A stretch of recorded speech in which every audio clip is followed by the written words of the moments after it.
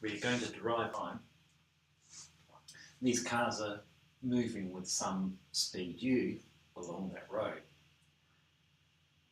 Our fundamental quantities are the density, rho, which will be a function of x and time, and that's in cars per kilometre, and the flux, which is the number of cars per minute that's going past any particular x.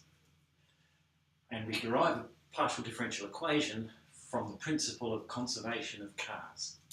And we do it this way. We consider an arbitrary interval on this road. So any interval going from A to B. And then we count the number of cars on that interval. And in terms of the density, here, the number of cars, it will vary with time. It is the integral from A to B of the density of cars dx.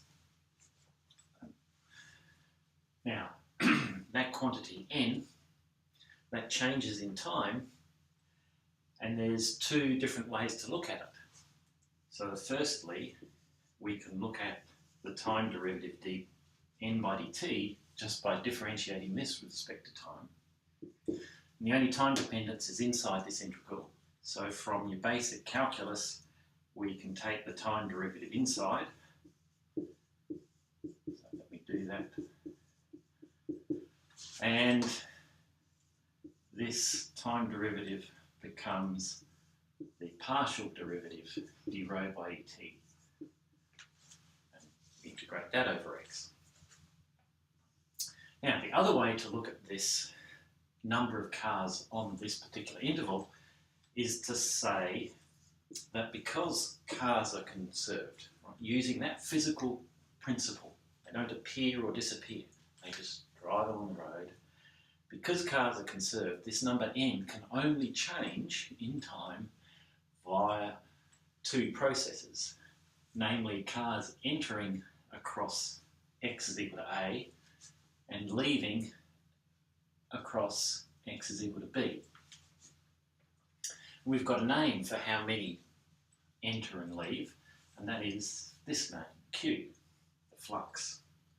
So cars, the number of cars in that interval will change.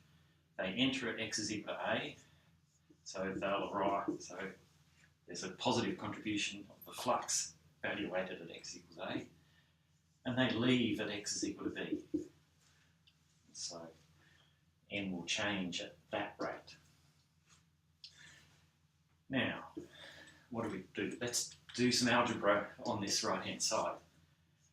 Let's write it in this form. We'll write it as minus the flux q evaluated between A and B. And the reason for doing that is because I'm going to make it look complicated, which sounds strange, but you'll see. Where have we seen this sort of thing? And the answer is we've seen it in elementary integration, where you do an integral and you evaluate the answer between the two limits. So let's write this as the integral from A to B of the derivative of q.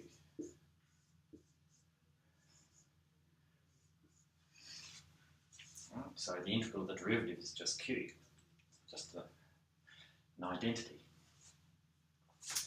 Now let's use this. The n by dt is the same. So this expression here and this expression have to be equal. So let's bring them together and say that. But let's write both integrals on the left-hand side. So what does this mean? It means the integral from A to B of d rho dt dx plus the integral from A to B of dq dx. dx has to be 0. This is a sum of two integrals, so I can write it as the integral from A to B of d rho dt plus dq dx is equal to 0. Right. Now comes the marvellous bit. We've got this identity, and it's true for all intervals A and B. Remember, A and B were arbitrary.